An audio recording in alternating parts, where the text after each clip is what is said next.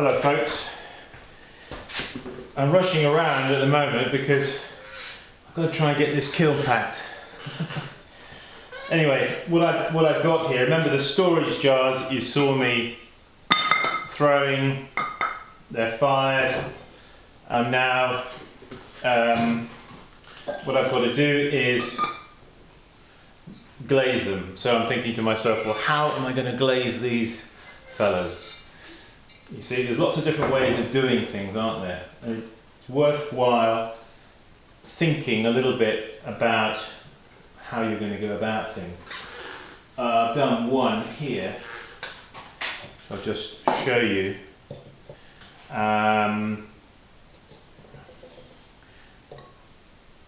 Which we've waxed. I'm going to do some waxing now actually, but you can see the lid is waxed. I've waxed inside here, and I've waxed over the lip here. This area here, which is glazed, is probably going to have some kind of decoration on. Probably it's going to be banded up the top here, and this part here is left unglazed. I'll probably spray some wood ash over that just to give it a nice toasty look.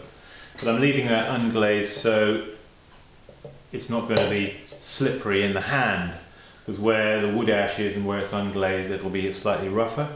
So there's the practical. Always got to think of the practical. Okay, so I've got an old cylinder here which I'm going to use because what I want to do is I want to glaze up, wax up I should say. You've got a bit of a wobble, haven't you? Bit of a wobbly cylinder, mind you. Okay, so what we're going to do is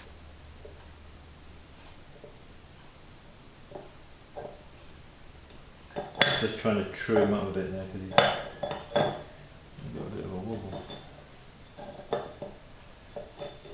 I put that, oh no, wait.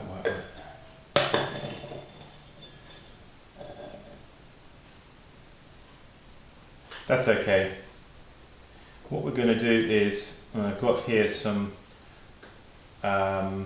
ordinary bought wax, cold wax, to which I've added a little bit of water because it's rather thick and gluppy and you need to dilute it. It flows a bit better off the brush.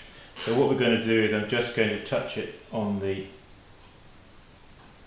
side of the lid there, like that, and then I'll just wax it back to about there. The reason we wax is so the glaze doesn't stick, and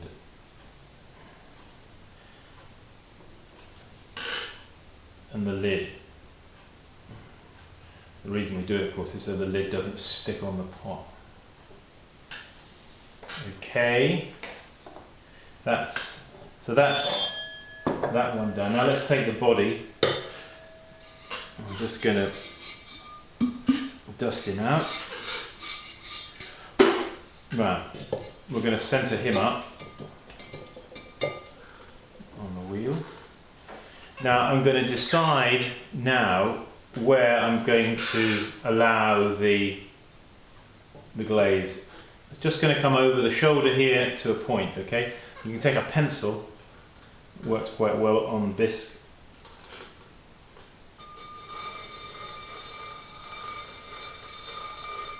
Okay, put a line there like that. Now taking the wax here on the inside here where the lid is going to locate.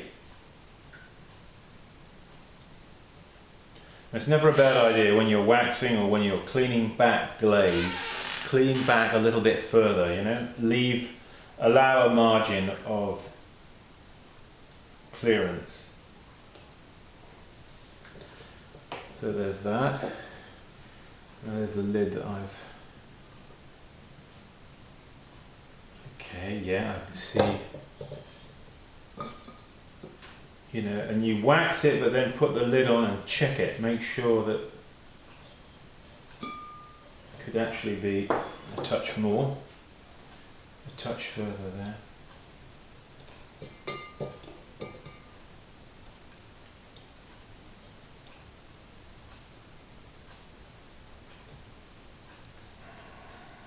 Okay, check it again, put the lid on. Alright, yeah, that's looking okay. Good. Okay. What you can do, but I don't generally bother to do, but perhaps we'll do it as we're talking about waxing. What you can do, because what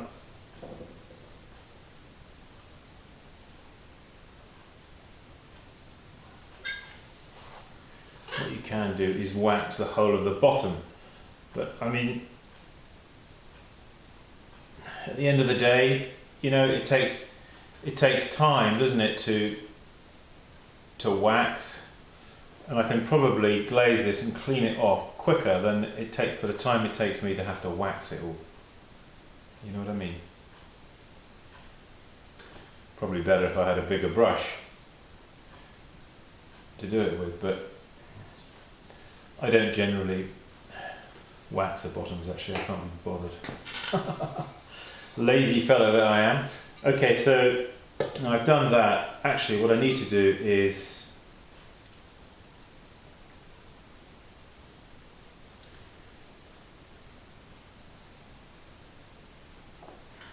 I'm going to put a little bit of wax there where that pencil line is.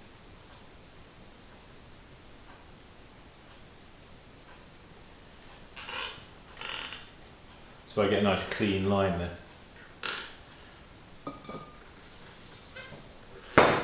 So there it is.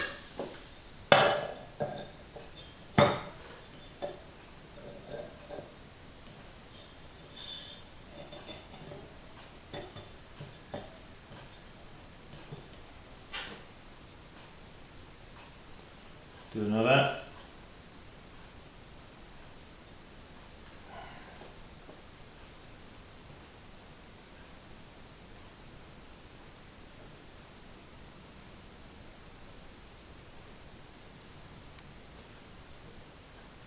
Pretty good wax this, actually. I'm quite impressed. I haven't used cold wax for years. I've always used hot wax. This is like paradise compared to hot wax. Okay.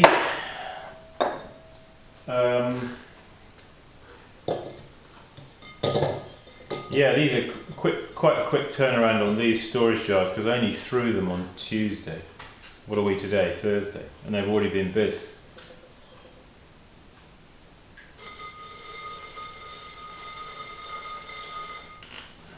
Yeah.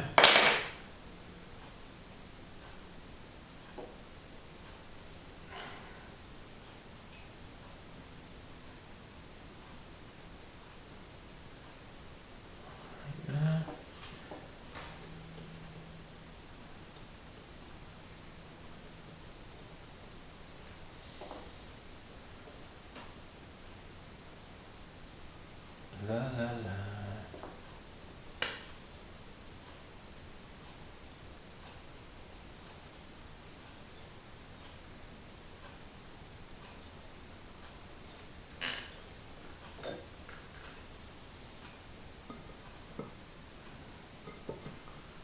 It's looking good. I like these storage jars because they've got this bit to grab hold of, plus making it so it's not glazed is going to add to the confidence that you need. You're in the kitchen, you're busy, you're quick, I need this. You grab for a storage jar, don't you? You know, and maybe your hands are a little bit slippery, maybe you've got egg on them or oil or something, and before you know it, you dropped it. Because a storage jar, don't forget, can be a bit heavy, can't it? Because it could be full up with a couple of pounds of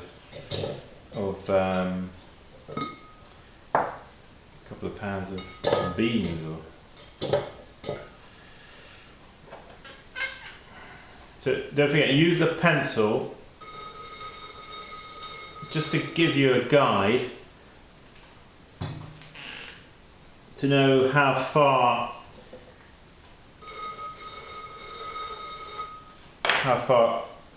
up to. I use that same technique, say if I've got a teapot, something like with a lid, and I need to wax around it before I centre up the lid, and then I will scribe a line around with the pencil.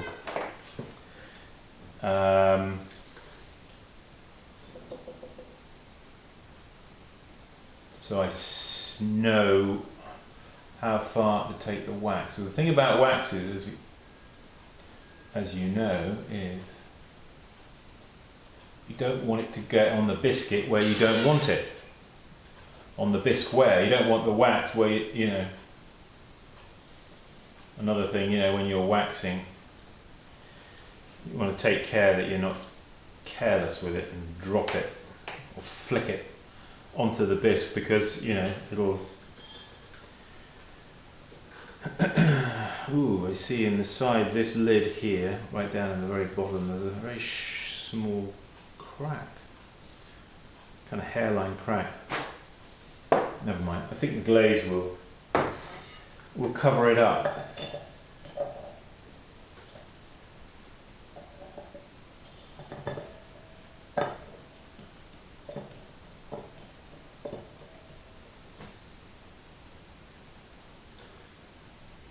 Yes, if anybody's around the central Pennsylvania area this weekend, I'm going to be at the indoor craft market in State College. Should be fun. You can go to their website, wintercraftmarket.com. It gives you the times and the details and the location, exactly where it is. It'd be good to see you there. Fellow YouTubers.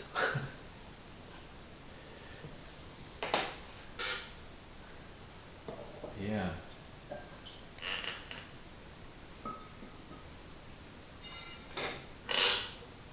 So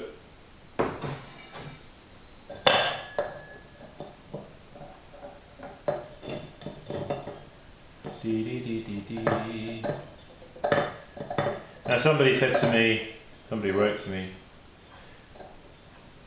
in the comments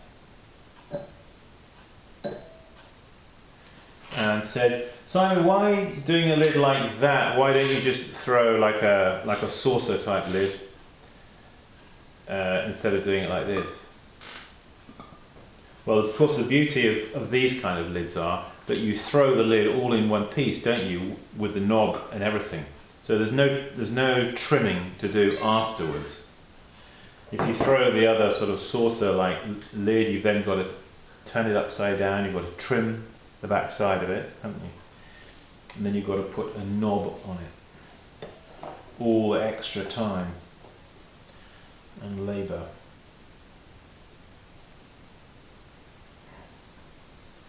You know, you have to look at things from the practical aspect of making them, and also the practical aspect of how is it going to look on the pot and how is it going to function. That kind of lid would actually probably work adequately well on here. It wouldn't be probably such a heavy lid. This is a fairly heavy little chunky lid. On the other hand, a heavy chunky lid on a storage jar, which is fairly heavy and chunky anyway, is quite good. I try to match up so you don't have, for example, a thin rim with a great heavy lid, or a great heavy lid with a wafer thin, sorry, a thick rim with a wafer thin lid.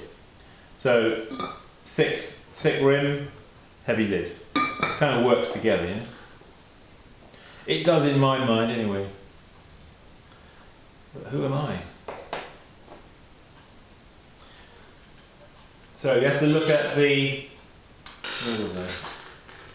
Yeah, you have to look at the practical aspect of these things. Everything that is used and manufactured, somebody has had to sit down and design, you know, from the smallest little things that we use in everyday life. Somebody, this for example, somebody's had to sit down and design that. You know, it's had to be drawn up, sketched up, they've had to think about it, they've had to, you know, but before it even gets to the manufacturing, it's got to be thoroughly planned and designed. So,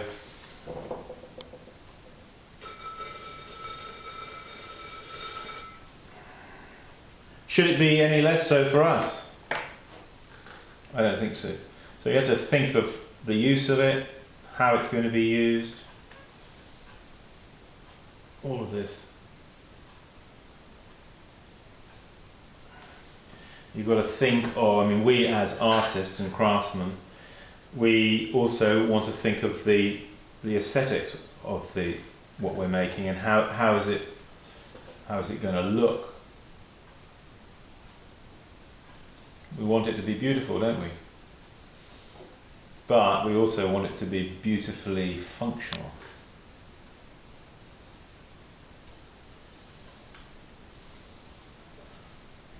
Okay. Now after I've waxed these, it's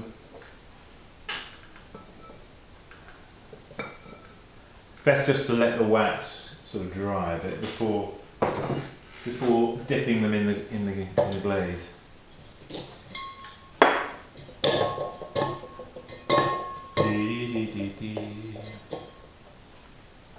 So.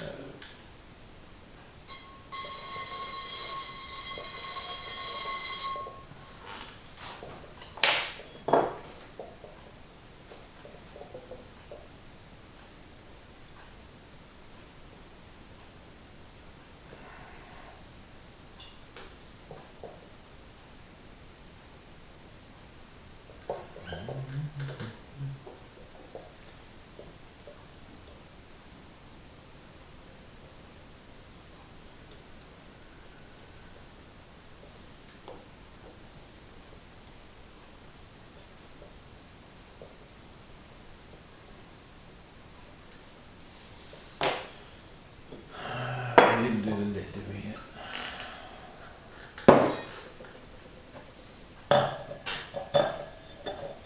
You can use anything, you know. You just need something to put the lid on that is going to be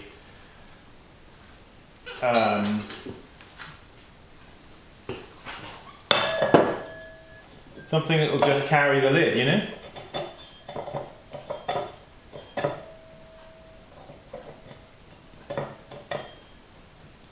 For example, a little tea bowl will work fine.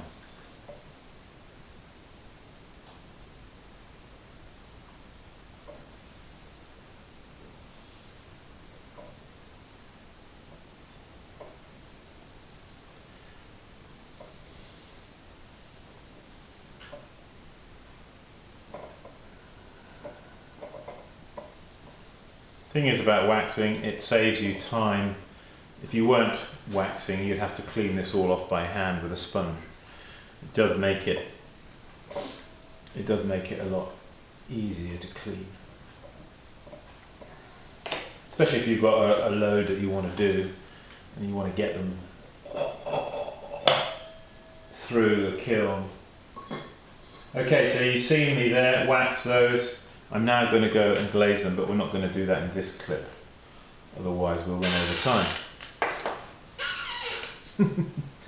Keep practicing! See you soon. Bye.